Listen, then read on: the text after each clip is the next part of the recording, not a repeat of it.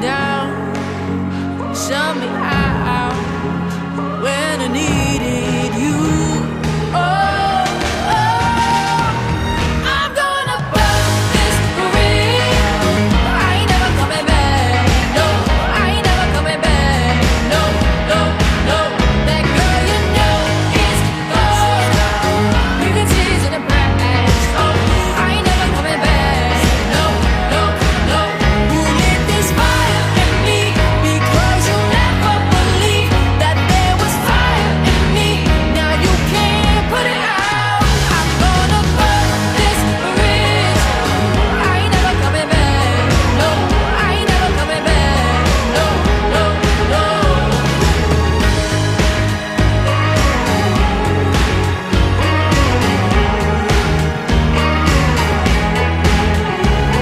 All right, here we go. Ready? Location strategy.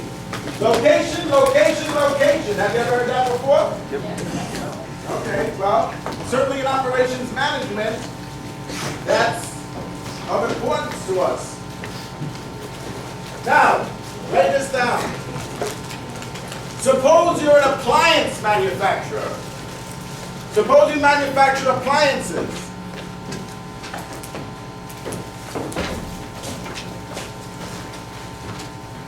So, a location decision for an appliance manufacturer would have what type of focus? What do you think? So, if you're an appliance manufacturer, then your focus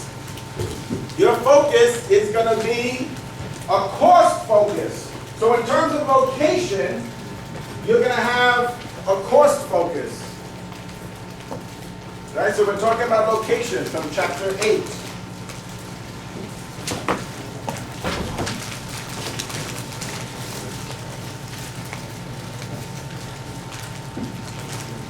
So there's different location strategies.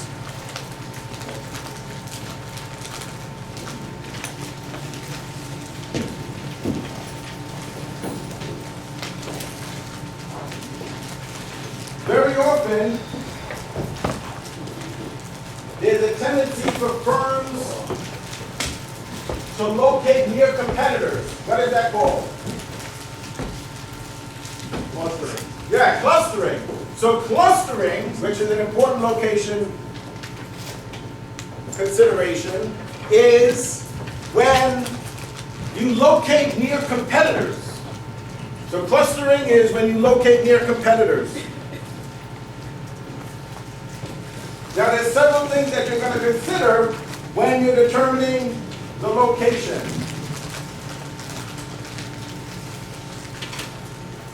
So for example, you might decide to locate outside of the United States. So you might be a company that's headquartered in the United States, but you're going to operate outside of the United States. What are some of the things you're going to consider? Cheap labor. The wage rate. So ideally, the wage rate is going to be lower. Political upheavals. Yeah, political risk. What is the level of political risk? Ethical standards are different. Absolutely. So, ethics. What's your name? Mike? Mike what? Serpico. It's very likely you're going to get a good grade in this class. Thanks, Ethics. Did you hear what he said? Ethics. Ethics. Ethics. Ethics. You notice at the end of every chapter, every single chapter in our book, there is an ethical dilemma. You probably never got that far. So some of you don't even have the book. So anyway, wage rates, the level of productivity, the level of political risk, language. Language is an important consideration. Language. Tariffs. Right? So are there any tariffs? Now, with NAFTA, the North American Free Trade Agreement says what? That there's no tariffs amongst the United States, Canada, and Mexico, and Canada. So you need to consider that. Sometimes the tariffs are 10%, 20%, 25%, 30%. It makes a big difference. So in considering the location, you need to know if there are tariffs. And also taxes.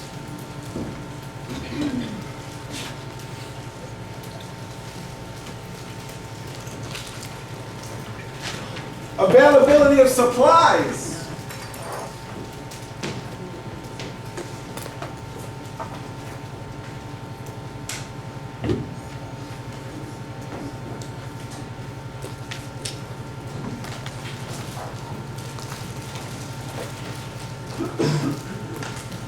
So in Mexico, for example, they cluster, you can find clusters of electronics firms. So I could say clustering is when competitors group themselves close to each other. In Mexico, you could find clusters of electronics firms. And the reason is, what's the incentive? Why is that taking place? NAFTA! Boy, you guys got a short memory. Wow, that's pretty scary.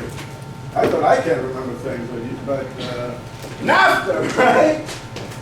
So you'll find, for example, clusters of electronic firms in Mexico because of NAFTA, which eliminates tariffs amongst the United States, Canada, and Mexico. So that's an incentive.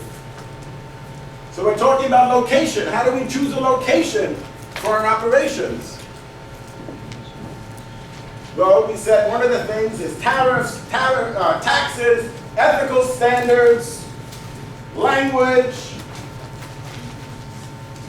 and in Mexico, the clustering of electronic firms is a good example of clustering and NAFTA, right, which eliminates tariffs. All right.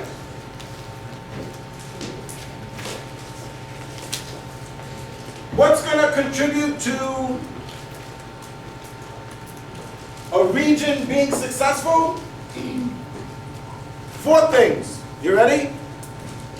So key regional success factors.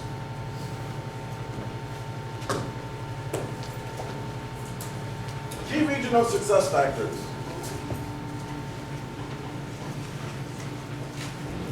Labor cost. Currency risk. We didn't mention currency risk yet, but certainly currency risk is a consideration. The cost of land and the proximity to customers. So labor cost and currency risks are key success factors, as well as land cost and proximity to customers. And if we want to be a little bit more specific, we can say that the labor cost and the currency risk are key country success factors. Labor cost and currency risk. So we could be a bit more specific when we talk about success factors and say that the labor cost and currency risk are key country success factors. And we can make a distinction and say that land cost and proximity to customers are key regional success factors. So remember, we're still talking about location. So now we're talking about some key success factors. I don't know if this one was spoken in this class. What about foreign trade zones in the United States where they do the same things different from another country? They manufacture, put them together, and then once it leaves, they pay tariffs or whatever on the whole line. Oh yeah, that's going to happen in fact. So if you're exporting or you're importing, certainly either way, that's still going to be very relevant.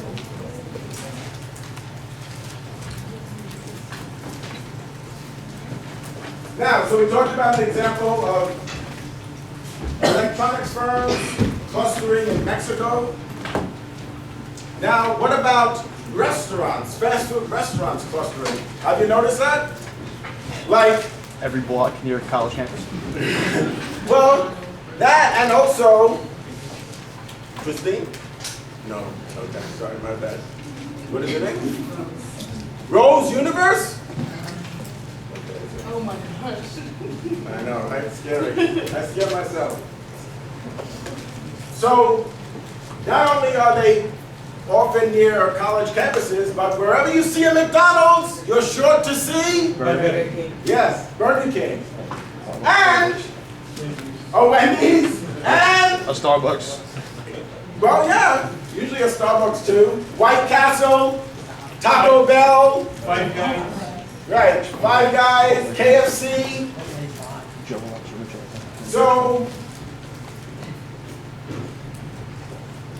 you might touched on it, but we need to be a little bit more specific about the college campus. Why that's significant for McDonald's and Taco Bell and Wendy's to cluster together. It fulfills a rapid need. Yeah, there's a lot of foot traffic there. The traffic flow is very high. So that's why they pick certain locations. They know how many cars, for example, how many people pass Campus Road and Flatbush Avenue every day. They know how many people pass Avenue H and Utica Avenue every day. So when they're looking for a location, they look at the traffic flow, the number of people that are going to pass in a given day. And they can compare that to other streets. So they know, well, on a given day on Flatlands in Utica, you're going to have 25,000 people pass. On some other streets, it might only be 5,000. So which would be a better choice? Yeah, It's also the ideal sample ground for all types of demographics in college. You have people from 18 to 43 going back to school, teachers and stuff, so they can test new products. That's how they do a lot of it, the new product tests. Every time McDonald's has a new meal or new coffee, it's usually offered first at the college campus. They can test the whole demographic and see how it sells. Yeah, college campuses is a good place for market testing, absolutely. And certainly the wide variation in demographics makes it a representative sample. Whereas at other locations, you might not, it's very unlikely that you would have that kind of diversity in age, also ethnicity, etc. So fast food restaurants that are clustered together, the reason is because of high traffic flow. Foot traffic, for example, right? Currency risk. So we mentioned currency risk. Currency risk is based on the assumption that the value of currencies are going to vary over time. That they're going to continually rise and fall in most countries. So there's a certain risk associated with that. So the assumption, when we say, okay, when we're thinking about the location, currency risk is a factor. Okay, then you say, well, coach, what does that mean, currency risk? Well, the risk is that the value of the currencies are going to rise and fall continually. And some currencies fall much lower than others. You probably heard the expression often used that in some markets the dollar is strong. Now that's a problem if your products that you're selling are being paid for in pesos. So if you're in a market where you're selling a product and collecting pesos, and you have 50 million pesos in the bank, a company has 50 million pesos in the bank, then 2 months later, the equivalent value might be 30 or 40% lower. That means your money is just evaporating because of the shifts, in the value of currency. So, what are considered to be safe currencies? Well, yeah, it's very often thought that the dollar, that there's safety in holding assets in dollars and also the euro, but they fluctuate over time. They just don't fluctuate as much as as other currencies do. So that's why companies who are in markets where the currency fluctuates a great deal, what they try to do is convert the currency to dollars usually as quickly as possible, because even overnight, you might lose $10 million just because the value of the currency in that market declined. Questions about that? Over time, that increase. Well, you don't know what's going to happen in the future. That's the problem. Some currencies decline, and then they decline another 5%, and another 5%. So what companies do strategically is to get out of those high-risk currencies. So it's not that, oh, there's a currency risk, we're not going to locate in that market. It's you have to have a way to deal with that risk. So if you could address that risk, then it might be a viable option. But what about political risk? Michael was mentioning political risk. In some markets, that's very real. What does that mean, political risk? Well, like the government can take your manufacturing facility. Why? Because they want it. Now, if you owe the US government money, they might also try to take your manufacturing facility, but that's because you owe them money, or you owe the stockholders money through some, let's say, bankruptcy. But it's very unlikely that the government is just going to send the reserves and take custody of your manufacturing facility. But in some markets, that's a reality. And in some markets, it's possible and even likely that your manufacturing facility can be destroyed at any given time by a Tomahawk cruise missile.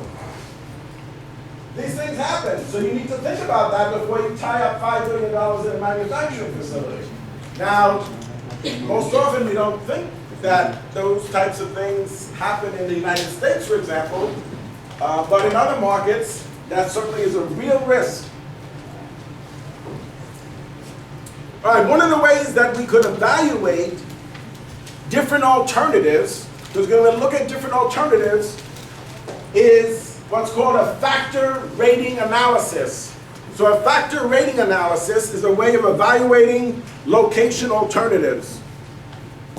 So you have different factors, and each of them are assigned a weight. So in terms of importance, Professor, what is it called?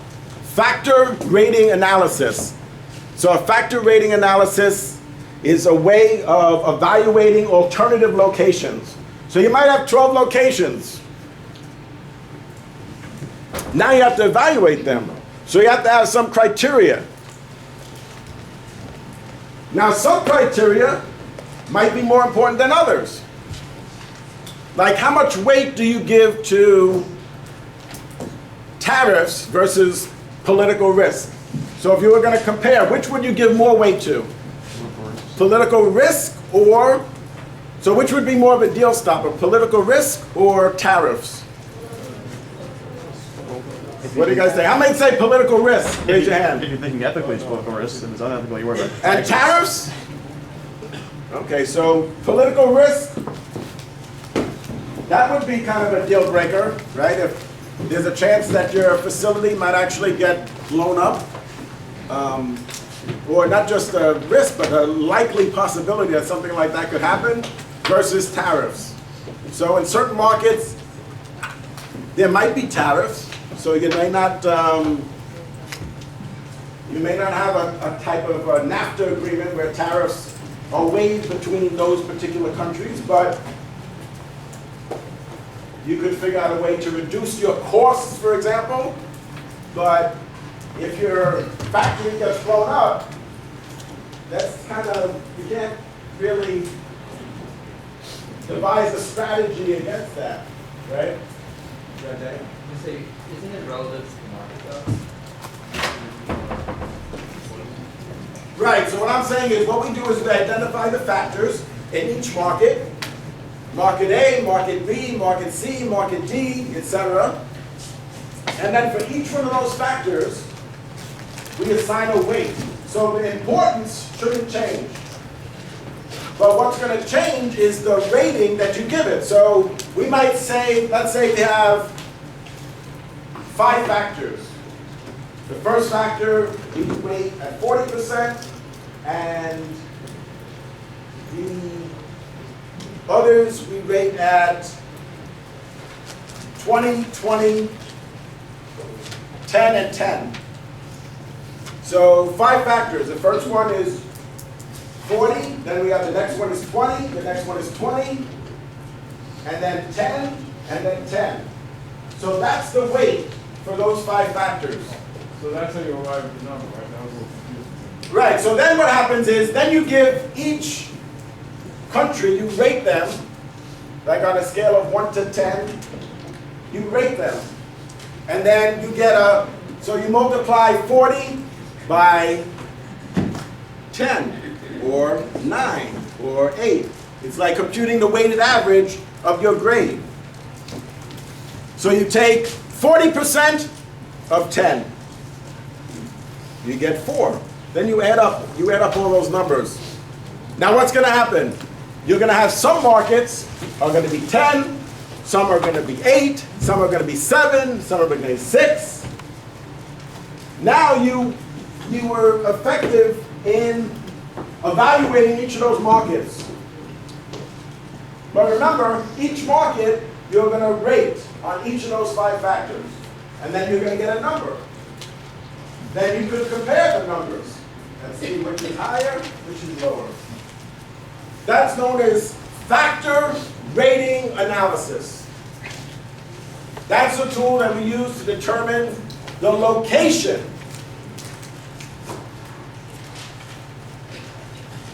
Now, another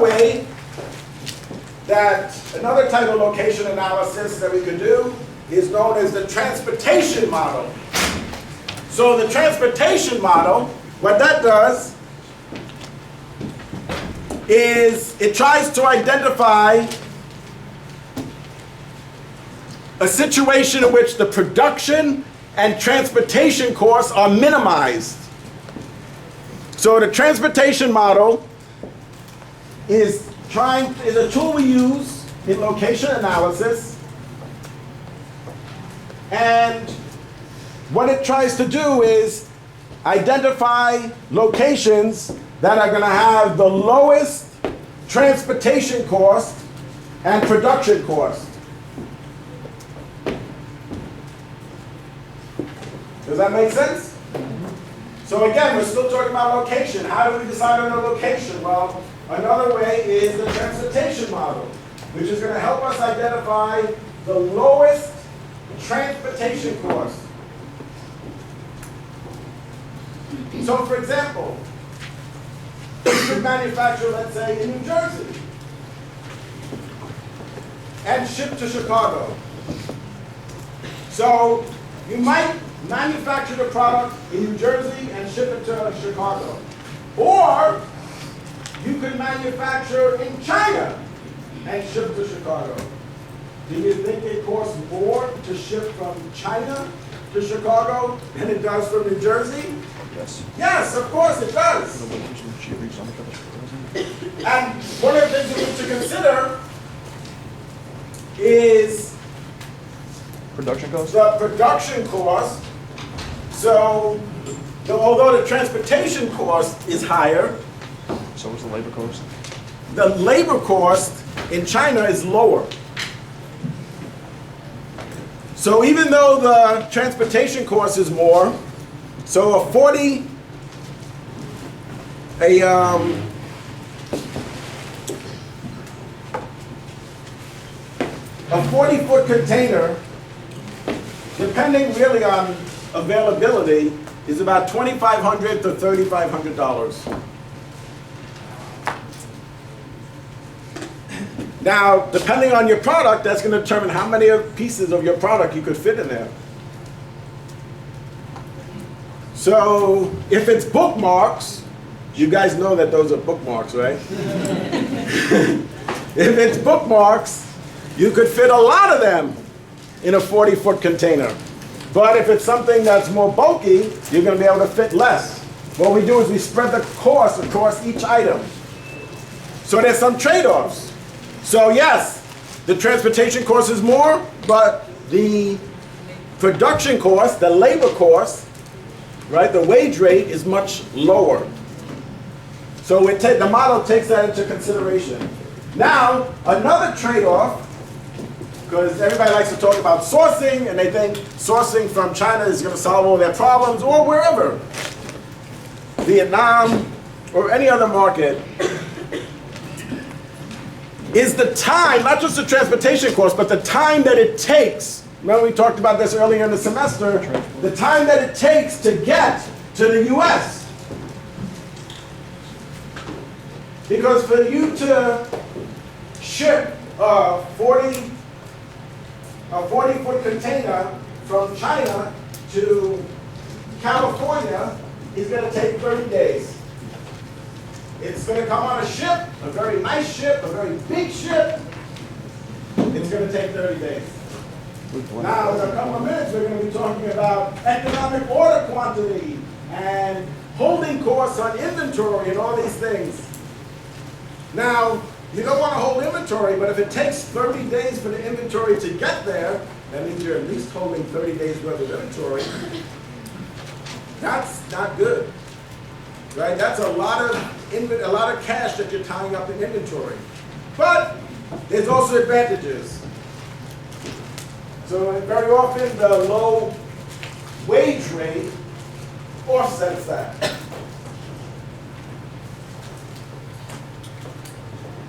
All right, let's keep going. You guys taking good notes? Yes? Anybody here? Okay, let's see. All right. There are 8 determinants of revenue and volume for a service firm. 8 determinants of revenue and volume for a service firm. Here are some of them. The quality of the competition. So 8 determinants of revenue and volume for a service firm include quality of the competition, quality of management.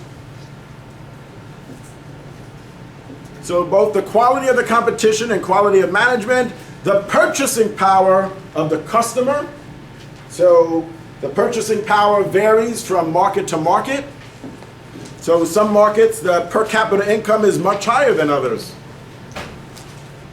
So you're not going to sell a Rolls Royce or a Maybach in every market.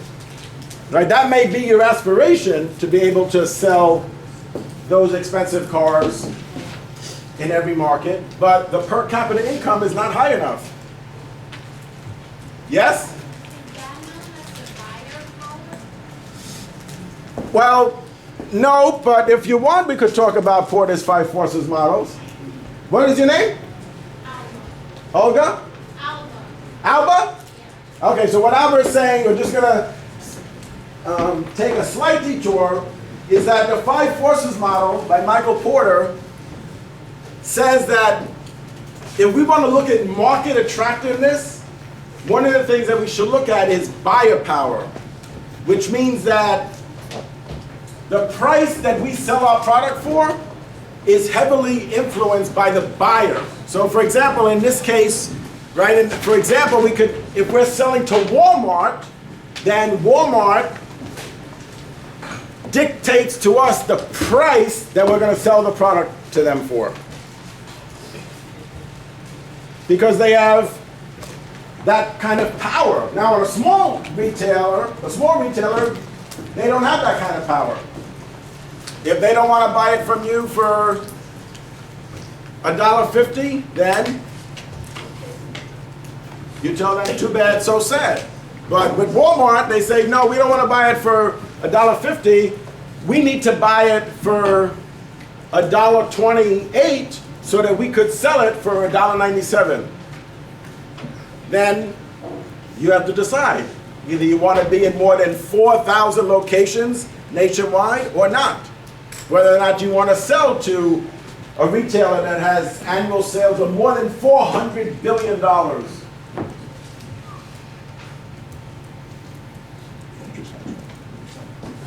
Now, with that kind of volume, you might be able to achieve some economies of scale and be able to get your standard cost low enough to be able to make a profit and sell it to them at that lower price.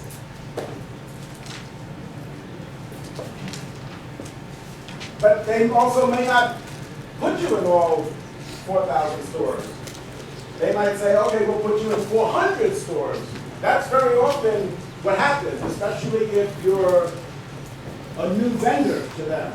They're not going to put you in 4,000 stores because they don't want to assume the risk. You know what? They say, we'll put you in 400 stores. And you could still be very successful in 400 stores, but that's not chain-wide. And if it does well, then they'll expand it into more of their stores.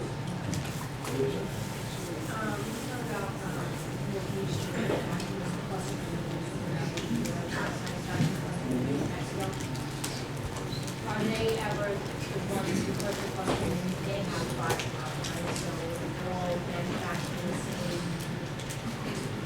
whatever, they're all get their pieces from a certain thing, they're all. Well, so they're ideally, when they cluster together, they're, the benefit of that is that they're close to their suppliers. So then what's going to happen is then their suppliers, the chicken suppliers start to cluster around there, and the French fry suppliers start to cluster around there. So that's an outcome of them clustering together. So absolutely, for them, they're going to be able to achieve some economies of scale, especially with like several fast food companies. They're part of the same company, right? So Taco Bell and let's see, Taco Bell, KFC, and there's a third one, are part of the same, Pizza Hut, are part of the same company. You want to get, who could guess what the name of the company is? Yum. Who said that? Wow, that's very good. I was almost going to say I'd give you $100, but no, you said it too quickly. Oh, that's right. Actually, the name of the company is Yum. And Yum is the parent company. They used to be owned by General Mills. You know General Mills? Yeah, cereal. They're big into cereal. They spun off those fast food restaurants and they formed this company called Yum. All right. Now, so we were saying that for a service firm, 8 determinants of revenue and volume include quality of competition, quality of management, purchasing power of the customer, and uniqueness of the firms and the competitors' locations. So there's 8 determinants of a service firm's revenue and volume. Uniqueness of the firms, so the firms themselves, and the competitors' locations. No, those are 2 different.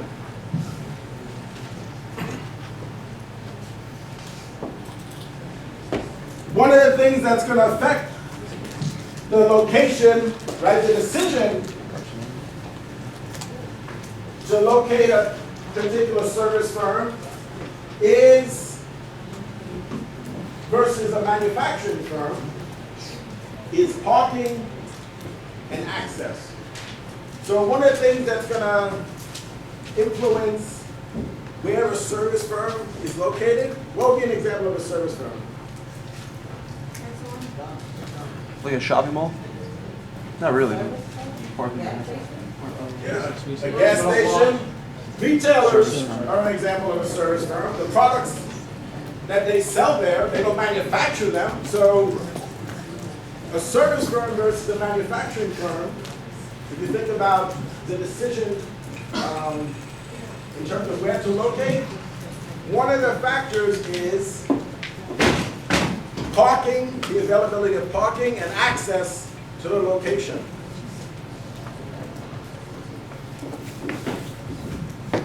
Does that make sense? about where you're going to locate your store. Like where you're going to locate your barber shop, or where you're going to locate your salon or your pet store. One of the things you have to consider is whether or not there's enough parking. That's certainly a factor. With a manufacturing facility, that's like a non-issue, right? You have a manufacturing facility, of course you have to have some parking for your employees and for, vendors that are visiting, and you need to have docking stations for deliveries of raw materials.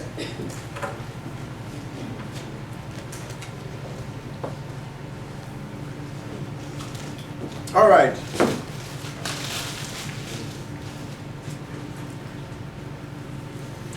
Now, for a service firm, one of the tools that we use in considering the location is purchasing power analysis. So how do you decide where you're going to locate a Target or a Walmart or a Best Buy?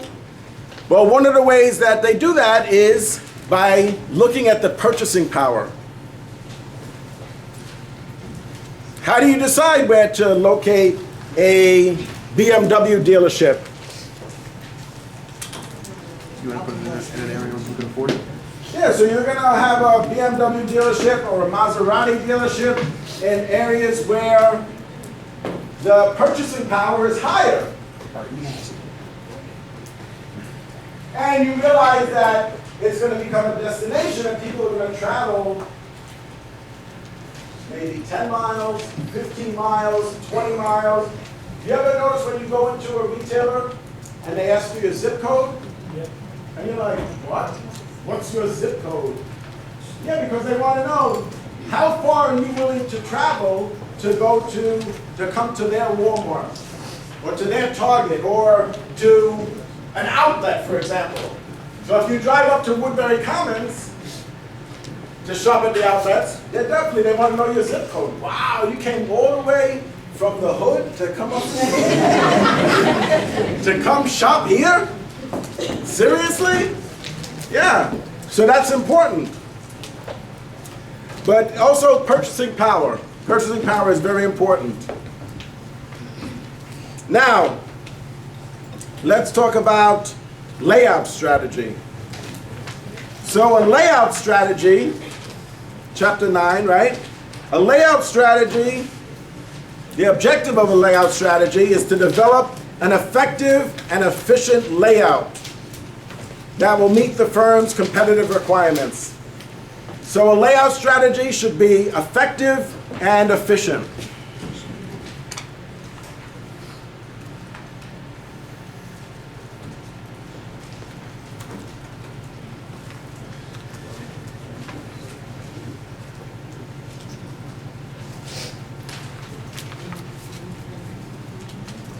We're going to talk a little bit about process layout, product-oriented layout,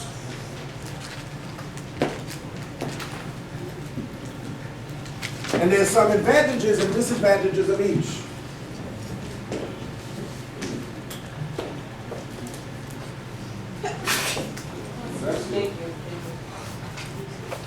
All right, so one of the layout strategies is the work cell. The work cell layout's main objective.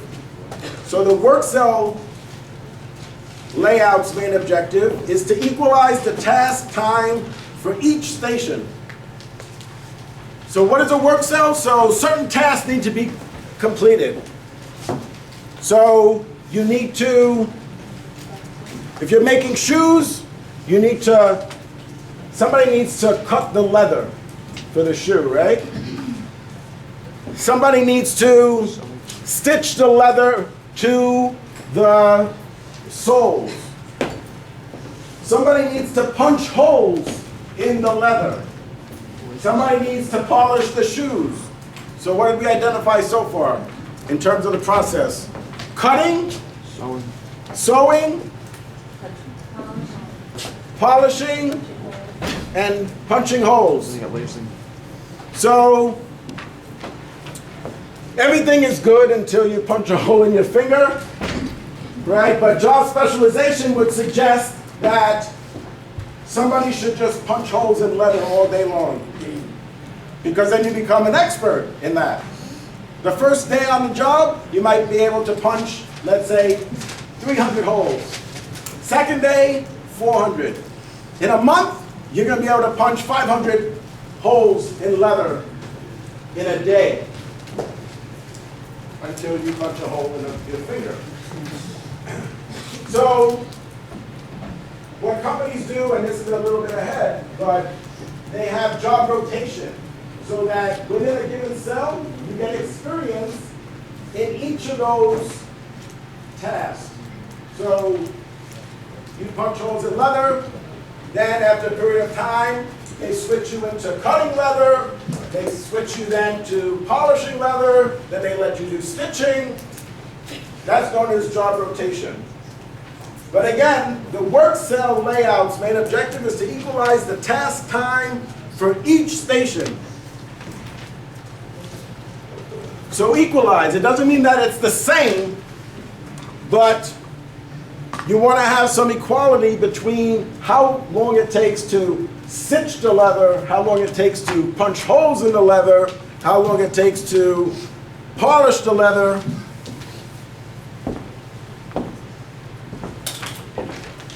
Now, a process-oriented layout deals with low volume. So small quantities, but high variety. Which means, for example, what would be an example of high variety? Could be differences in the color. Like, let's say, for example, for shirts. Shirts made out of different materials. So it could be 100% cotton, it could be 100% polyester, it could be 50% cotton, 50% polyester. It could be in red, blue, yellow, green, orange, purple. It could have stripes. It could be plaid, right? That's a lot of variety. If you're a shirt manufacturer, there's a lot of variety. And there's a lot of cut and sew operations not too far from Guangzhou in Shenzhen, very close to Hong Kong. And when you walk into the factory, the only thing that you can see, as far as the eye can see, is sewing machines. I've been in a lot of factories like that, and it's just one sewing machine after another sewing machine after another, straight through like the Green Mile. You know, that long hallway, you can't even see the end, but rows and rows of sewing machines. So we're talking about a situation where there's a very high variety, but the quantity could be low. So you might make only, let's say, 100 of each in each color, instead of 10,000 in yellow. So you're going to do 100 in yellow, 100 in blue, 100 in green, 100 in red. And we haven't even started talking about small, medium, large, extra large, right? That's another level of complexity, which means high variety. So that makes sense to have a process-oriented layout.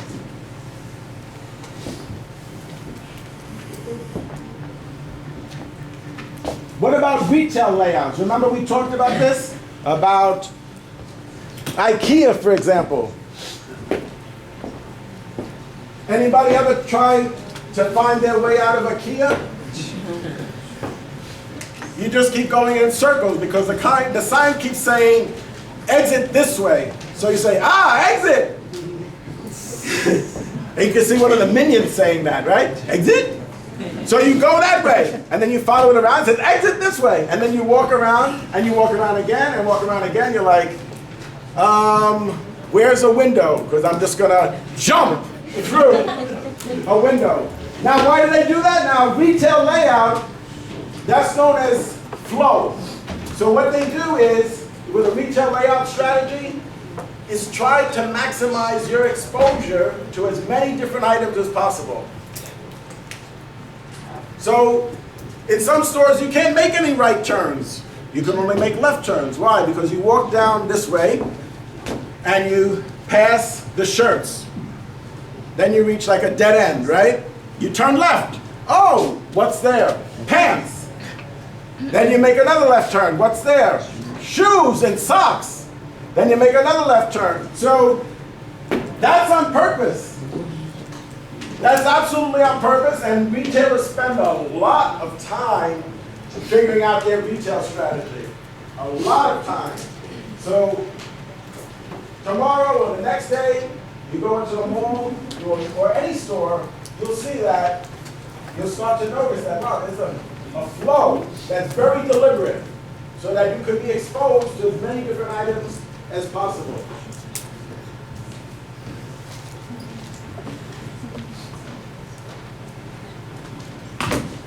We're here till midnight, or is that just, everybody's here till midnight, or just me? I'm gonna climb this bridge. All right, slotting fees. Slotting fees. Well, you guys know that song? I ain't never coming back. All right, slotting fees. Now what happens? You got a good voice with Yeah. All right, slotting fees. Now what happens in retail very often, because there's a limited amount of retail space, so they can't carry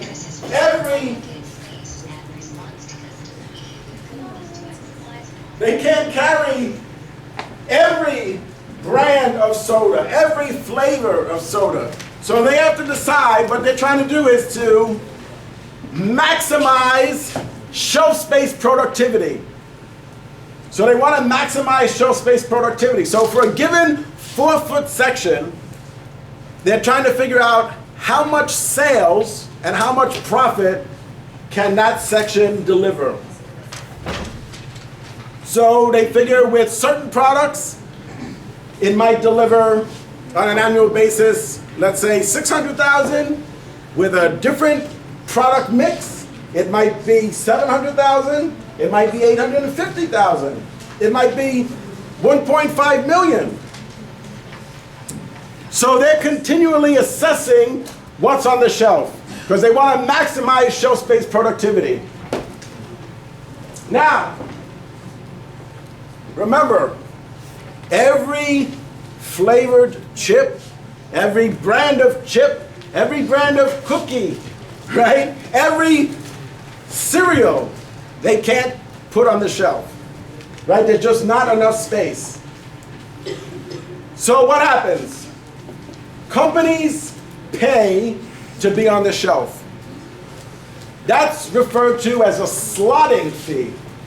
A slotting fee. So look at, for example, Pepsi and Coke. They're absolutely dominating the beverage aisle. Right? You walk down a beverage aisle, and what do you see? Shelves after shelves of Coke, and Diet Coke, and Pepsi, and very few other brands. Even, for example, in fairly large grocery stores, you don't see much variety. Why? Because they're paying slotting fees to be on the shelf. Now, depending on how big the retailer is, it might be $25,000. If it's a smaller retailer, it might be $15,000 or $10,000. But a slotting fee is a fee that the retailer receives from the supplier, from the manufacturer, for example, to get on the shelf at that retailer. So how do they get on the shelf? Well, they pay a slotting fee. Very often, it's like $25,000. Now, I was going to say, that explains why a certain now closed store had no store brands on the shelf in the cracker section, and everything was Nabisco. Right. There was for a while, then disappeared. Yeah, so Nabisco is paying a slotting fee to have more Oreos, Yeah. Milk's favorite cookie. Right? Of course, yeah, they were paying a slotting fee.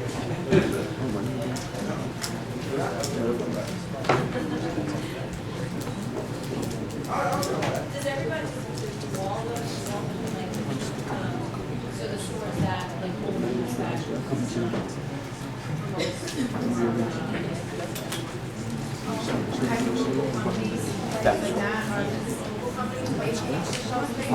it's up to the retailer, it's not a requirement, but when they have a lot of suppliers who want the same space, then they have to decide. And so, some companies are able to pay, some companies are not. But it's not required to do that. Certainly, a lot of companies do that, because there's so many brands and not enough space. All right. Hello? What happened? You excited about slotting fees? Any news on the election? I don't want to get deported. Yeah, it says tomorrow's cloudy with a chance of civil war. They said Hillary's gonna take it.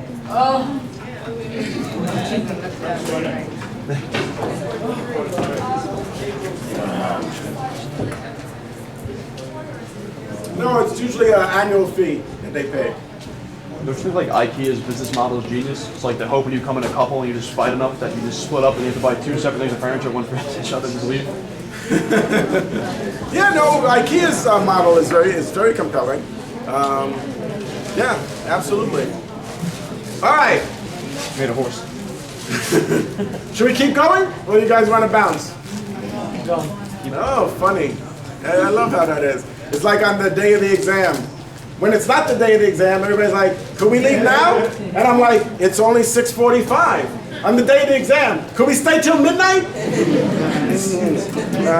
All right, let's keep going. All right, so we talked about slotting fees. Now a fixed position layout, so we're still talking about layout. A fixed position layout would be, for example, if you're building a cruise ship.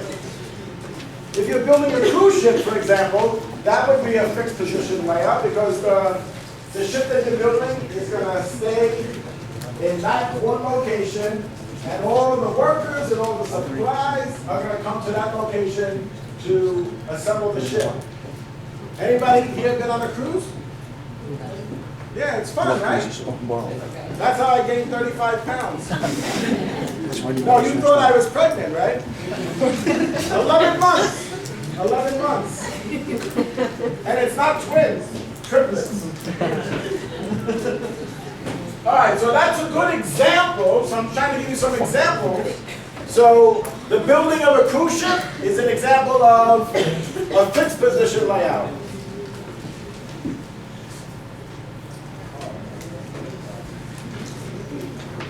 One of the advantages, so remember I told you there's some advantages and some disadvantages of each. You have to consider what's best for your business. So one of the advantages of the process-oriented layout is the flexibility in equipment and labor.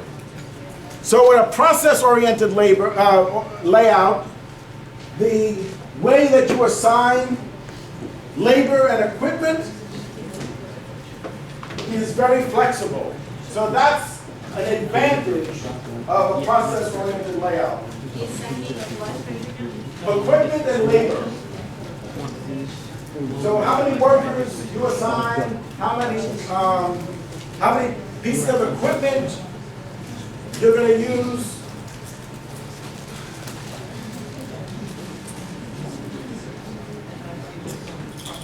Because the focus is on the process.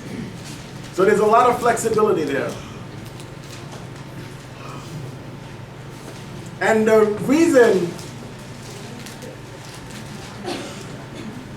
why the process layout is effective is because it minimizes the cost of material handling.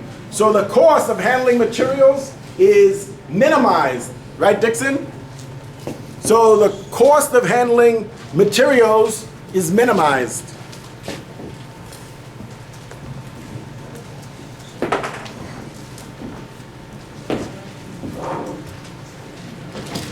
Now a product-oriented layout, like for example, steel making. So if you're making steel, right, you would likely use a product-oriented layout.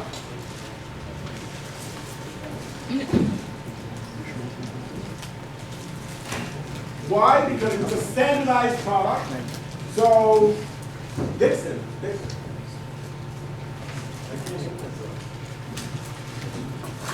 You talking about something interesting?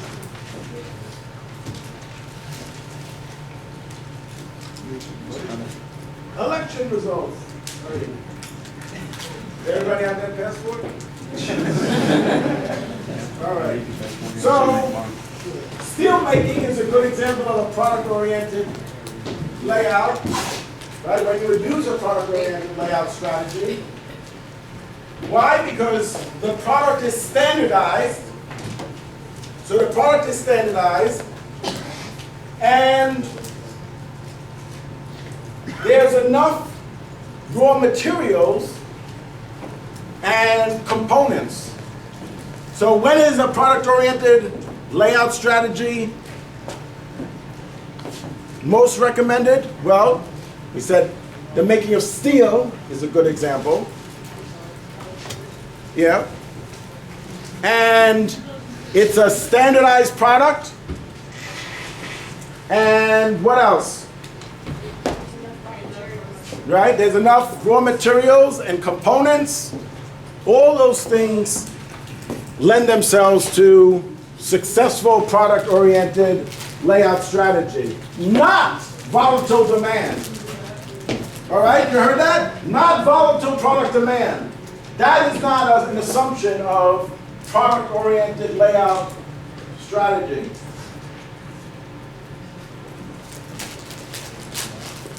So what's a good example of a product-oriented layout strategy?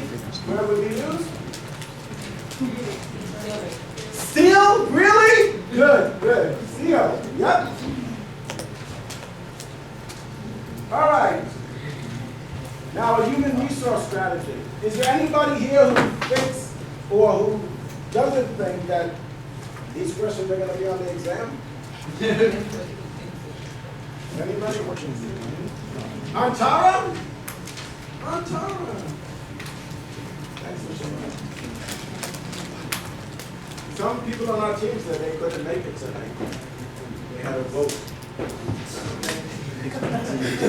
Take one for the. No vote. We're going to remove from the exam. All right.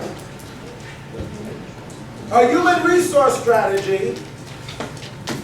The purpose of a human resource strategy is to manage labor and the design of jobs so that they're efficiently and effectively utilized. So an HR, a human resource strategy, this is chapter 10, right?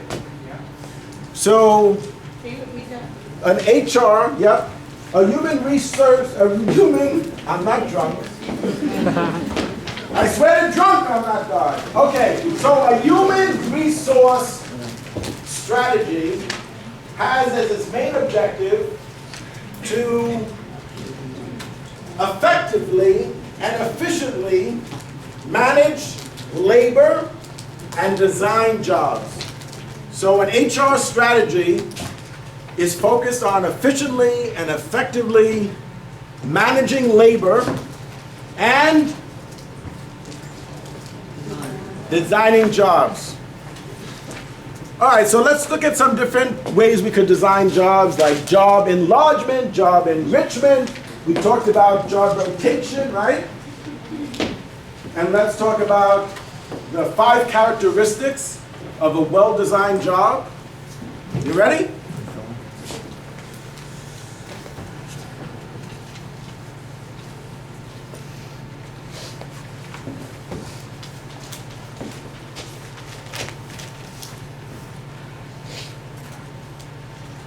Okay, so job enlargement, when we talked about this previously, job enlargement is more tasks at the same level. So job enlargement is more tasks at the same level. So similar tasks, equivalent level of complexity. So same level of complexity, similar tasks. That's known as job enlargement. However, that's different from job enrichment. Job enrichment is more responsibility, more tasks, but at a higher level. So tasks that are more complex, that require different skills. That's job enrichment. You see the difference? Job enlargement, similar tasks, more work. Job enrichment is different tasks, more complex tasks, tasks requiring different skills and more work. So both involve more work, but job enlargement is more work at the same level. Job enrichment is more work, but at a higher level. Job enrichment is not bad because very often it could suggest that you're being groomed for a position at a higher level. So how do they justify promoting you unless you already had experience doing those things? So when your supervisor or manager is on vacation, you fill in. Right? You're not going to leave your secretary in charge when the manager is not there. You have people that the manager is responsible for. You want them to be able to be a manager. And when they become a manager, then the manager can be promoted. So if you're getting tasks that are more complicated, that's a good thing. So you might at first say, that's not my job. You're right, and then you say, that's my boss should be doing that. Yes, coach, I get it now. You want me to do my boss's job, right? You want me to do the man's job. Yes, exactly. And then once you prove that you could do that, then you could be a manager. Questions about that? Now, the job characteristics model has several components, 5 components. It says that if a job is designed well, then there's going to be a high level of task significance. What's task significance? The importance of the task. Well, it's related to the importance of the task and how the individual completing the task is going to feel. So if there's a high level of task significance, that means that people derive satisfaction from completing that task. Right? They have a sense of importance. Now that's different from the second component, which is skill variety. That means that if employees are asked to complete tasks that involve a variety of different skills, so not just one skill, but a variety of skills, people are going to be more motivated. Isn't it also like linked to like job autonomy? Job autonomy, so the autonomy, the level of autonomy that you have, if you have a higher level of autonomy, then people usually will feel more motivated. So, repeating that, 1 was task significance and 2 was skill variety. Right, skill variety, autonomy, feedback, so the level of feedback. So if you give employees feedback on a regular basis, like on a very regular basis, not like once a year for your annual review, and then you sit down and they tell you all these things that you did wrong, that's not sufficient feedback. So when you have your annual conference, there should be no surprises. Yep, I've been telling you every week or every month that you come to work late. And so now as a result, this is what's going to happen. But there shouldn't be any surprises. So people are going to be more motivated if they get feedback on a more regular basis. Depending on the job, it might be weekly, it might be monthly, but certainly just once a year is not enough. Ta-da! Guess what? All your projects are horrible. What? Really? I had no idea. So Well-designed jobs provide feedback on a regular basis. There's a high level of autonomy, so that means your manager gives you instructions, but you work independently to complete the task.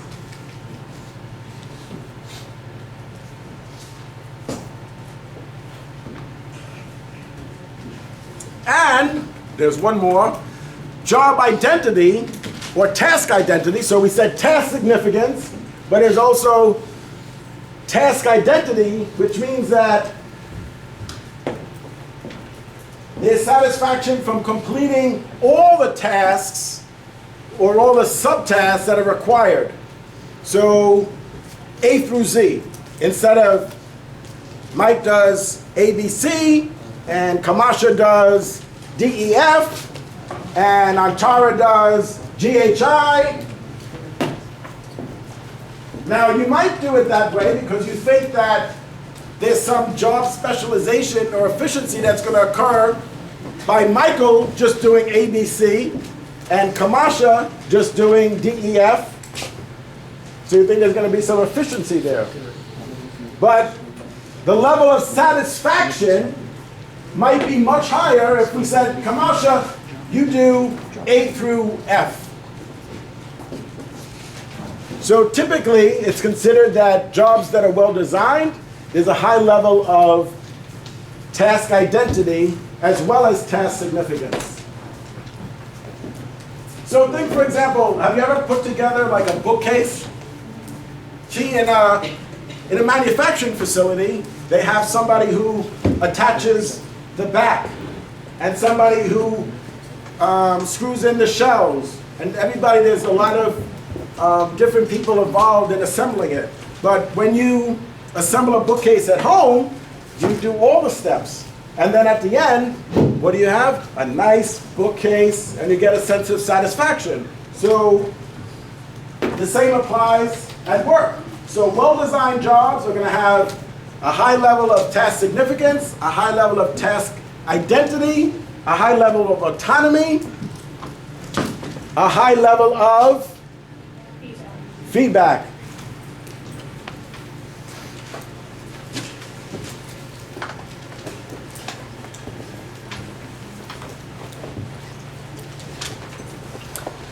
Now, that being said, an ethical work environment, decisions by managers are guided by employees, trade associations, state agencies, insurers. So those are some stakeholders. It doesn't need to be all of those, but in an ethical work environment, those stakeholders have an influence in the decision-making process. Why? So that the decisions are ethical. Does anybody think there's going to be questions about ethics on the exam? Good. Now, labor standards. Now, you may have heard this term before, but in this context, we're not talking about labor relations. We're talking about how long does it take to complete a certain task. Whether it's to assemble a hamburger or to assemble a bookcase, whatever the task is, we're talking about, from an operations management standpoint, the time that it takes. Now, what are we going to do with that when we find out that it takes 27 minutes? When it takes 27 minutes to complete the assembly of a bookcase. That information is going to allow us to determine our staffing needs. So how many employees are we going to need? So if we know it takes 27 minutes to assemble one bookcase, and we want to produce 100,000 bookcases, well, there you go, right? That's the information that we need. So it's going to help us with our staffing needs, with incentive plans. Why? Because if it takes 27 minutes, don't you, now that you know that, through some time studies or work studies, now that you know that, Don't you want to get them to do it in 23 minutes? Right, Santa? So if your elves can complete the task in 27 minutes and you're the operations manager, now the next thing is, well, I know you can do it in 27 minutes, let's do it in 23 minutes. But we first need to know the labor standard, right? We need to know how long does it take to complete the task. Once we know that, it's going to tell us how many people we need to hire, which is our staffing needs. It's going to tell us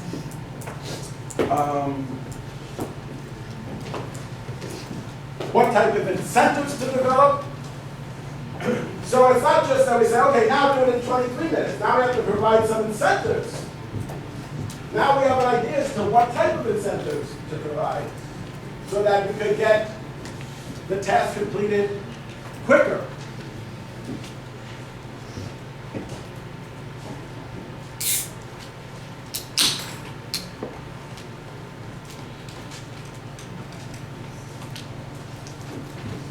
How many more hours? Do we know who the next president is?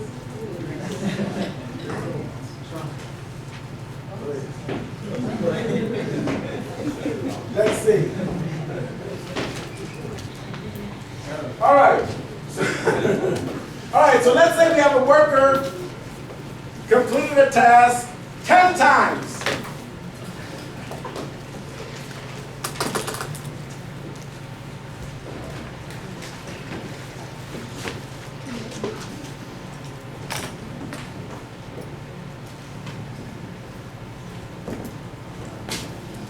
So let's compare two workers.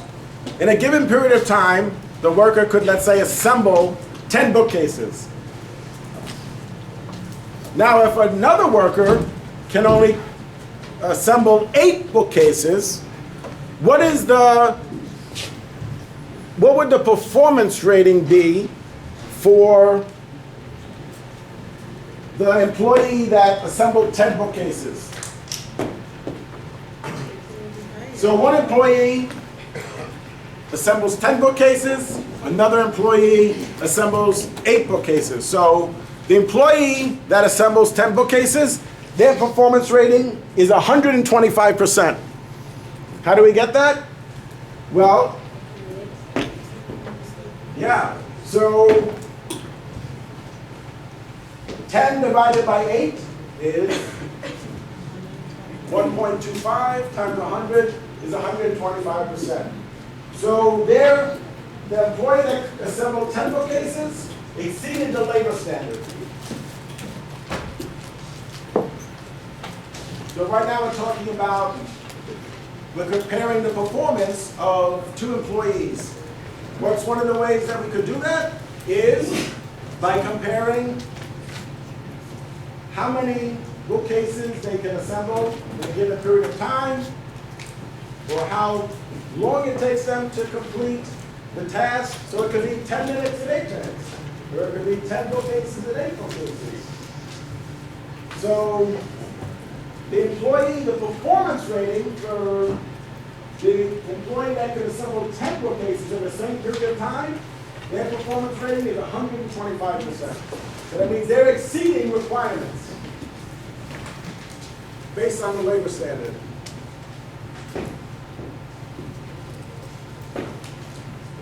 You can do it, yes you can. You're all gonna get 100, right? Miriam. See again how you figure that out. Really no formula. Oh yeah, you want to talk formulas? Oh, wait, let me see what time is it. Yeah, there's a formula. So what you do is you divide the time or the quantity by the labor standard.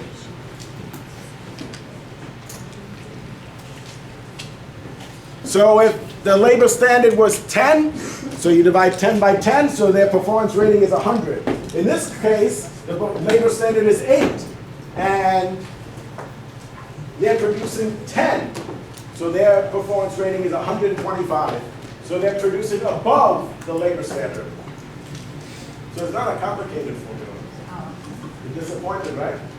If you want complicated formulas, I got a lot of those. So be careful what you wish for. All right, so let's see. Methods analysis.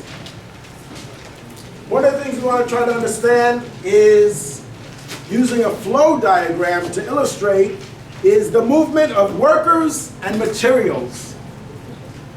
So we want to understand in the organization, the manufacturing facility, for example, or the restaurant, It's Ed.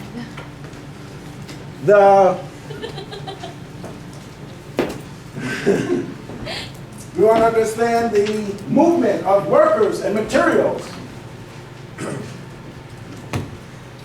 What kind of analysis is that? Method analysis. So we illustrate that with a flow diagram.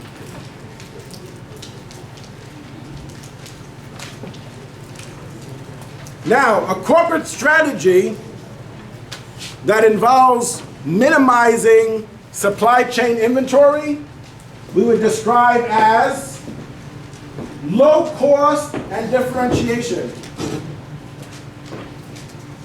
Not just low cost, not just differentiation, not just response. Of course, those are all generic corporate strategies, but for a supply chain organization that is focused on minimizing inventory, it would be both low cost and differentiation. That's definitely a question on the exam. Oh, some people picked up their pen this time. Dio! This is exhausting. All right, let's see. What time is it? Did anybody bring me a Pepsi? No. Coffee from Dunkin' Donuts? No.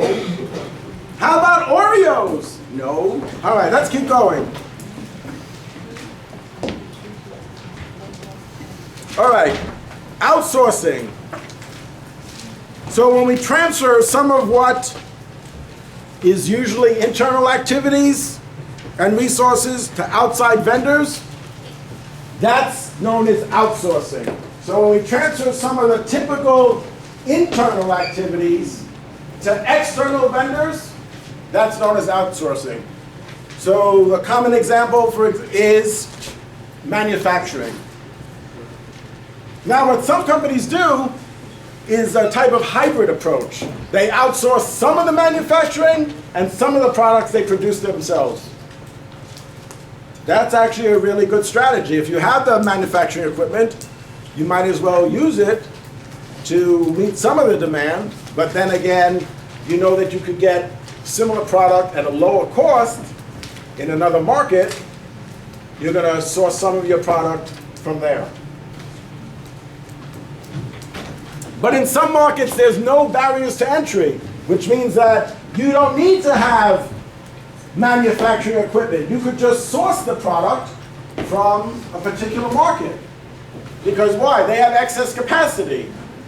And they're producing plastic bottles or aluminum cans for 50 different brands of soda.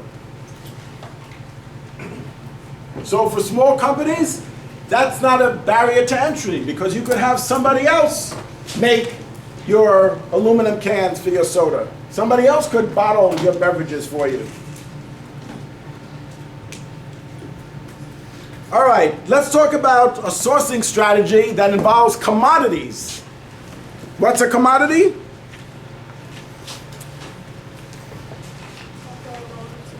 Yeah, it could be a raw material, standardized type product. Now, if you're gonna source commodities, products that have very little differentiation from each other, you would use a strategy that involves many suppliers. So, if the product is a commodity, a product that has little differentiation, then our sourcing strategy would be to use many suppliers. Because there's very little difference.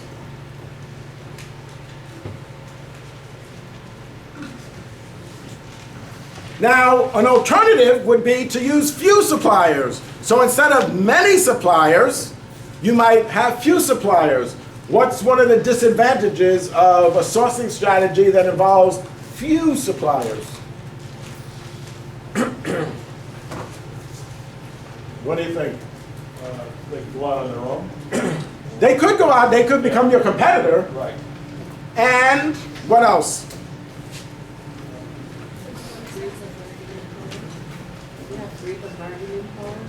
Yeah, so if you have 20 suppliers and one of them says, we're raising our price 20%, you say, that's okay. I got 19 others. They're gonna lower their price 5%. So they have more bargaining power, and also there's a large cost in switching. So if you're just sourcing from 3 suppliers and one of them stops supplying you, or you decide to stop using, there's a big cost associated with that, to switch to another supplier.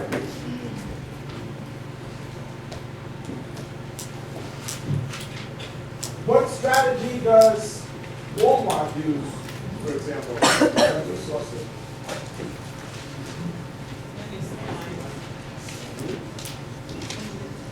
Well, in a given category, actually, they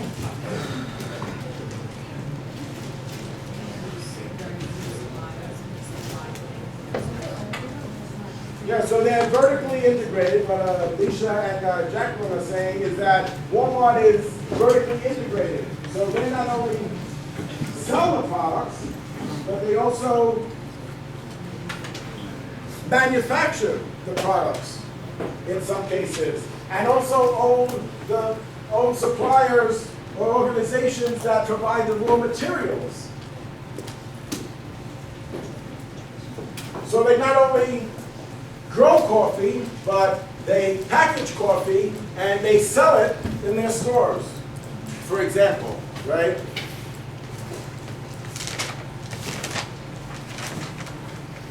So that's true.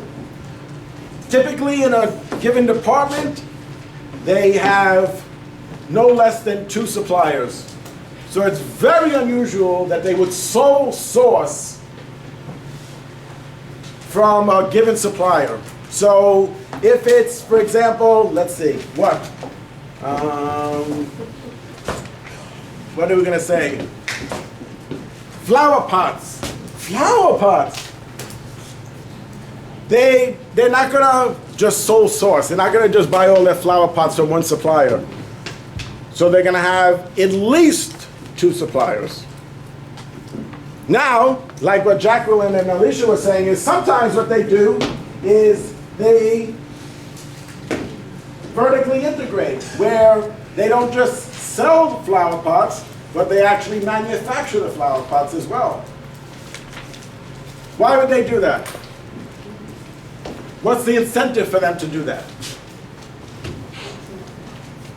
They're going to make more money, because everybody in the value chain gets a certain percentage. So if they don't have to buy it from somebody else, then they're going to make more margin. Because they might be making 20 points on the product, but the supplier where they get the flower pots from, they might also be making 20 points or more. Well, now if they own the manufacturing facility, then that makes them more profitable.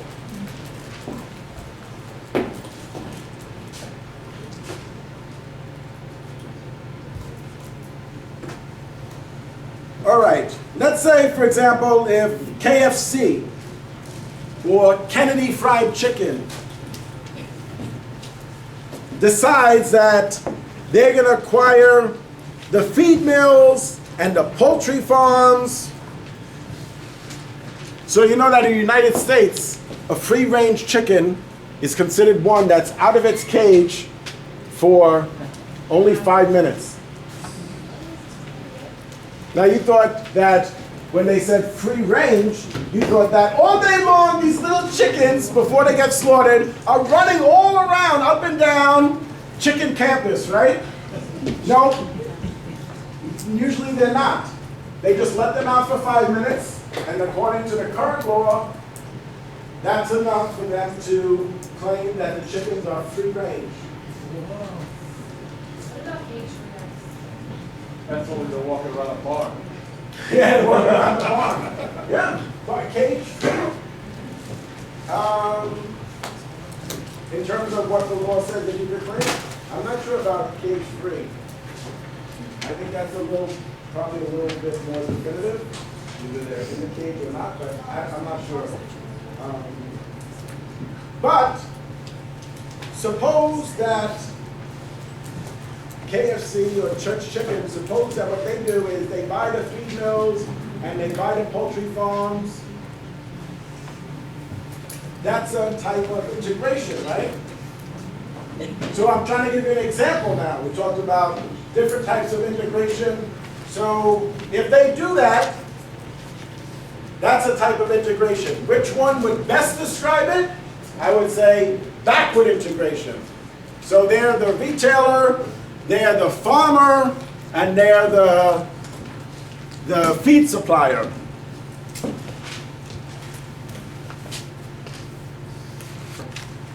So we're talking about an example of backward integration for a fried chicken, a fast food fried chicken organization.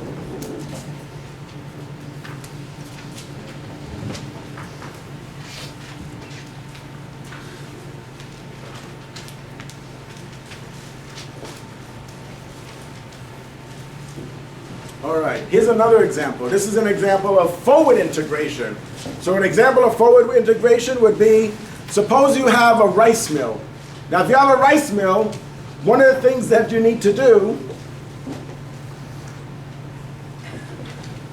is to get the packaged rice to certain destinations, like retailers, for example, or distribution centers.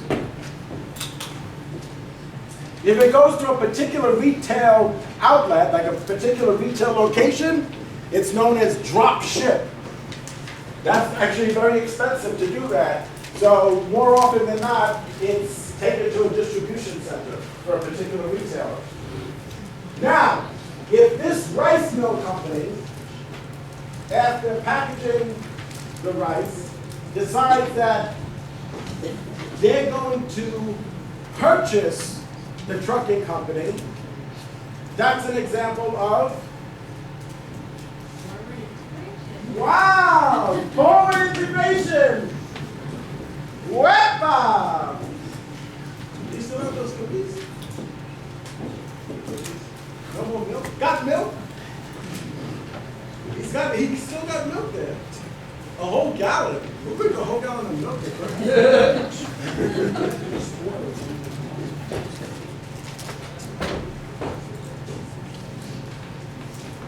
Yes? Still taking notes? All right.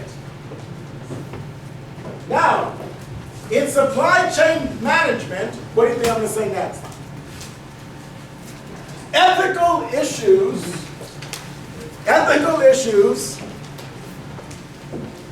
So in supply chain management, ethical issues can be guided by rules of conduct.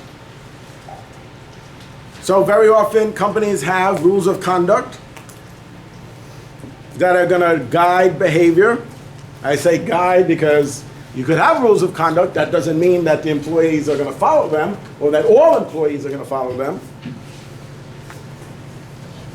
Ethical issues become more complex when you're operating at a global level. Ethical issues are particularly important because of the enormous opportunities for abuse in supply chain management. And ethical issues may be guided by principles and standards of the Institute for Supply Chain Management. All right, so ethical issues in supply chain management can be guided by the principles and standards set forth by the Institute for Supply Chain Management. Ethical issues are particularly important because of the enormous opportunities for abuse in supply chain management. So those are 4 reasons why ethical issues are of particular importance in operations management, supply chain management.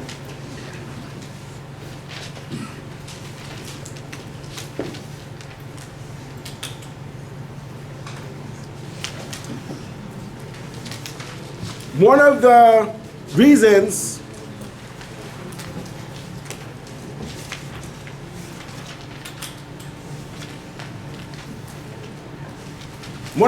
a company would want to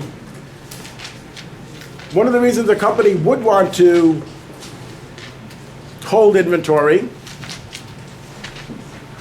because I think I've been very consistent in saying that you want to minimize inventory, whether it's work in progress or finished goods or MRO or raw materials. In general, we want to minimize inventory costs, inventory holding costs. And by doing that, what that means is we have to minimize the quantity of inventory. Now, that being said, there are some situations in which you might want to hold inventory. Now, there's going to be an inventory holding cost. There's still going to be an inventory holding cost, but there's some reasons why we want to do that. We may want to do that if by holding inventory, we could get a quantity discount. So we know that it's more inventory than we need in the foreseeable future, which could be 2 weeks or 3 weeks or a month's worth of inventory. Why? Because if you purchase a month's worth of inventory, you'll get a discount. So if you purchase a month's worth of inventory and you get a 20% discount, that more than likely will offset the inventory holding costs. So it would make sense to do that.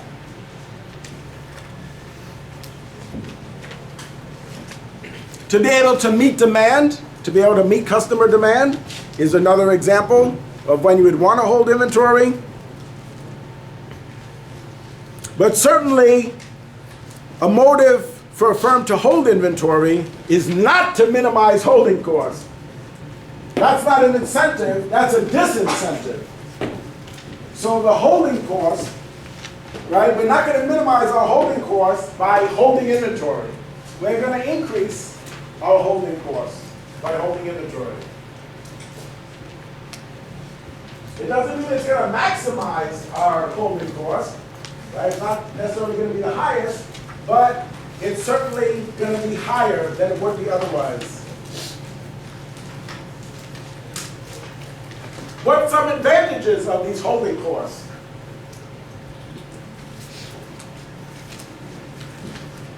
Well, let me rephrase it this way. What are some examples of inventory holding costs?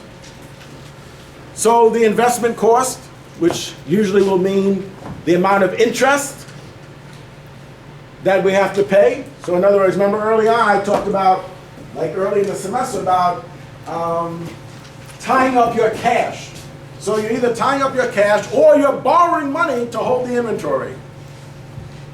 Very often, that's what happens, is you borrowed money to buy the inventory. You might be holding, at any given time, depending on the business, $100 million worth of inventory. $100 million worth of clothing that you sell at your retail outlets. Or it could be more. It could be $250 million. Now, where do you get the money to buy that? Well, you borrow money. You have to borrow money. So that's one example of a holding cost. You say, a holding cost, what's that? Well, it's the cost associated with holding inventory, but a specific example is the interest. So the investment cost, the cost to house it. So in other words, you have to, if you're sitting on a month's worth of inventory, you need some place to hold it. You might have to rent an additional, some additional warehouse space, for example. So that's a cost of holding inventory. If you hold no inventory, in theory, if you hold no inventory, then what? You wouldn't need a warehouse. If you're not holding any inventory, you wouldn't need a warehouse. So if you're going to increase your level of inventory because maybe you're going to get that volume discount, if that's the case, then you might incur additional warehousing costs. So there's some warehouses where you could rent space. So there's a large warehouse and they rent space there to 20, 30 different companies. So now if you take on a month's worth of inventory, which is quite significant, considering when we talk about the economic order quantity, usually the expectation is because of the close proximity of the suppliers that you wouldn't hold more than 3 to 5 days worth of inventory because the lead time is that short. So if your supplier is down the road and you have a forecast, just as somebody takes the last bottle of shampoo off the shelf, they're delivering more. So warehousing costs would increase. Material handling costs is an example of a holding cost with inventory. And obsolescence. So inventory that you're holding can possibly go bad or become obsolete or be stolen. There goes. You know, you probably think that in a retail environment, you know, people talk about shoplifting. That's the least of their problems. You know who steals most of the merchandise? The employees. Yep. Now, who can tell me the 4 main types of inventory? Yes, I'm hearing somebody say something. Okay, Jacqueline is sitting saying finished good inventory, work in progress, raw materials. Which one? Maintenance. Yes, MRO. Now, safety stock is not one of the 4 main types of inventory. Why would you hold safety stock? So work in progress, sometimes they use the term work in process, same thing. Maintenance, repair, and operating supplies, raw materials, finished goods inventory, those are the 4 main types of inventory. We talked about that before. Now, safety stock is not one of the 4 main types of inventory, but what is it? What is safety stock? Safety stock inventory. So safety stock inventory is inventory that you carry so you don't have stockouts, so that you have enough on hand to meet demand. So safety stock inventory is inventory that you carry so that you don't run out. Now, when would you most likely have safety stock inventory? When the lead time is longer than you would desire. So if it takes 30 days for the inventory to arrive, then you need to plan accordingly. Or if you think that there's a risk that the supplier may not deliver on time, then you're going to carry some safety stock. So extra inventory. Extra inventory to minimize the risk associated with not being able to meet the customer's demand.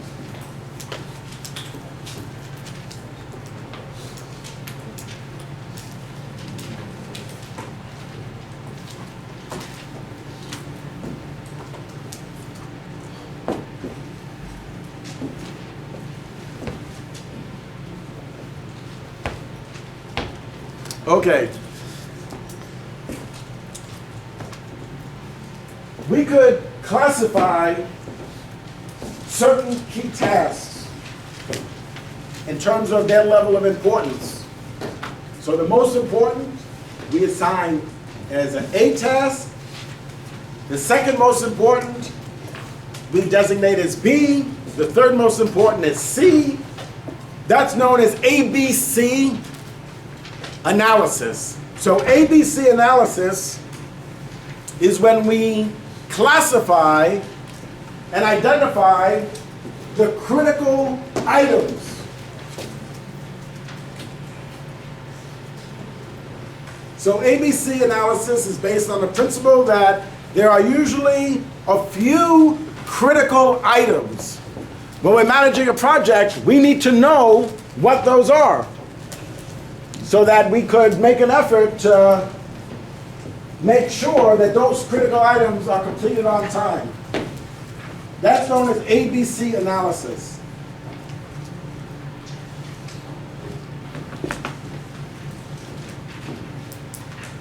So I said before that a product can become obsolete. The inventory of a product can become obsolete. And also, inventory is also stolen. I'll give you an example of where pilferage, that's the way we describe it. Pilferage is theft of merchandise. Is, for example, in high-tech, dealing with high-tech type products like smartphones, tablets. In those types of organizations, the level of pilferage, the level of theft associated with holding inventory is high. Why? Because you take home one iPhone, that's $1,000, right? Assuming it's a 256 gigabyte iPhone 7 Plus.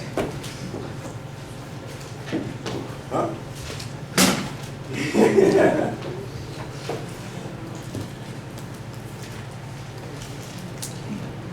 So that's an example, not of high interest rate or investment cost or material handling cost or warehousing cost. So that's an example of a holding cost in action. Right? So what's an example of a holding cost in action? Is when it is pilferage, when it's theft of product. And a good example of where that's more likely to occur is for high ticket type items. It could happen with jewelry. So expensive jewelry, it's more likely that that's a situation where the holding cost of the inventory of the jewelry is going to be high, not because of the warehousing, because the diamond rings, you could fit a few hundred of them right here on this table. Oh, now you should see her eyes open up like this. Bing! Diamond rings, right? So it's not because of the warehousing that you need to warehouse this stuff. It's the theft. It's not so much the interest rate or how much you're going to have to pay in interest, but it's the theft associated with holding the inventory. And when we do the ABC analysis, usually we focus on dollar volume. So ABC analysis divides on-hand inventory into three classes. A, B, C, right? And it's generally based on dollar volume.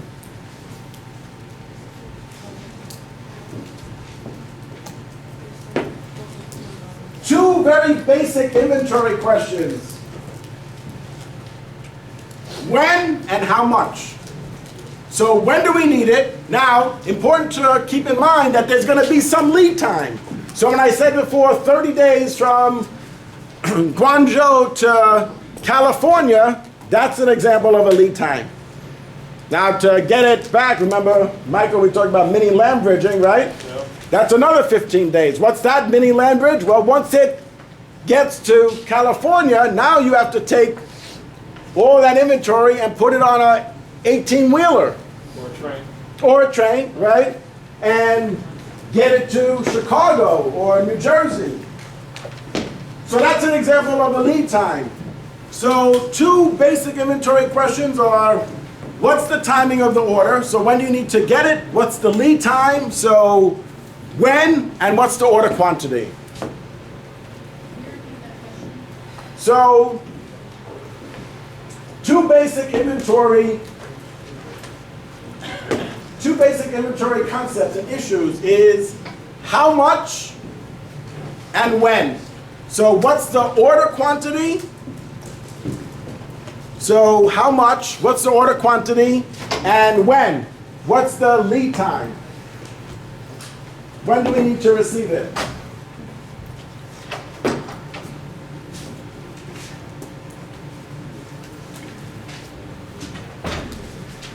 Now, one of the things that we could look at is the economic order quantity. Miriam, you want to tell you the formula? No, you don't need to know it. It's the square root of 2 times D times S over H. All right, so the economic order quantity, what that does is minimize, what it tries to do is, through a calculation, minimize the sum of the setup cost and the holding cost. So the economic order quantity, remember I said when and how much.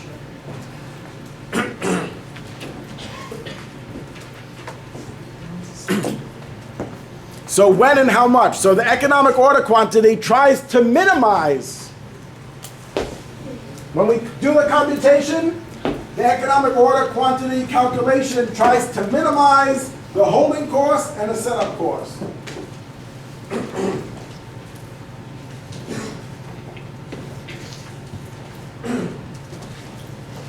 And to go back to what I told you originally about inventory, which is still true, is that most inventory models try to minimize the inventory holding cost.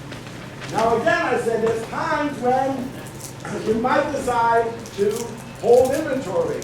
Like we said, if you could get, let's say, 20% discount.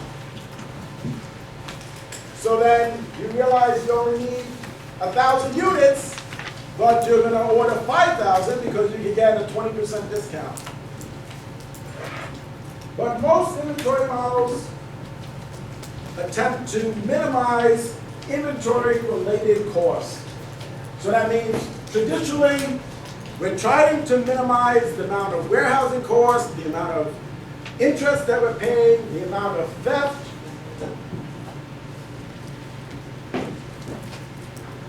But it doesn't mean that we wouldn't ever want to increase the level of inventory. There could be good reason. But we have to do a cost-benefit analysis to determine if it's worth it. All right, so remember we were talking about safety stock. I said that it's to protect against stockouts. What's a stockout? Somebody comes into the store, for example, and you don't have the item that they're asking for. Why? You're out of stock. That's bad. That's a missed sale. Now, if you are a manufacturer or a supplier to a retailer, like Walmart, for example, and they run an ad advertising your product, and they order 25,000 units, and you don't ship the product. In the industry, that's known as a dry ad. That means they ran a dry ad. That means thousands of consumers are coming into their store and they don't have the product. How many times do you think you could do that to Walmart? So there needs to be coordination and collaboration amongst the suppliers and the retailers, for example, so that they know what your forecast is. So you have to have a full forecast. It's not like you just realize, oh, we only have 2 left on the shelf. Well, yes, you should have anticipated that 6 months ago. And your supplier is going to manufacture the product because they know that you're going to run out. So they need to have visibility of what your forecast is.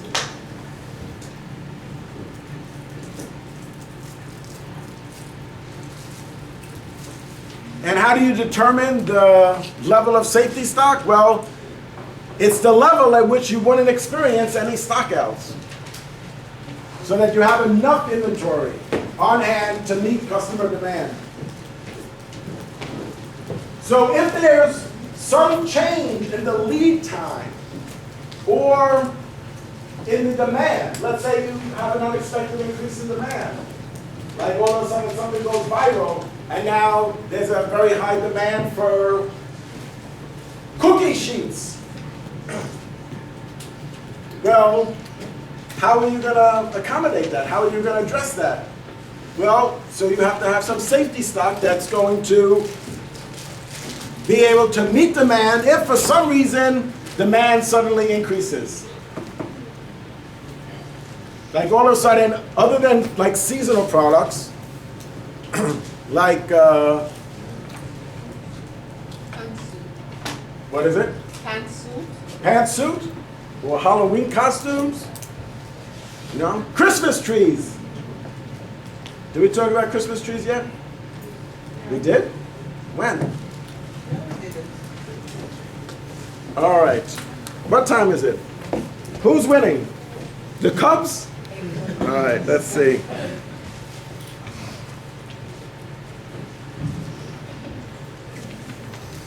All right, so I promised you Christmas trees. Let's see. So, a single period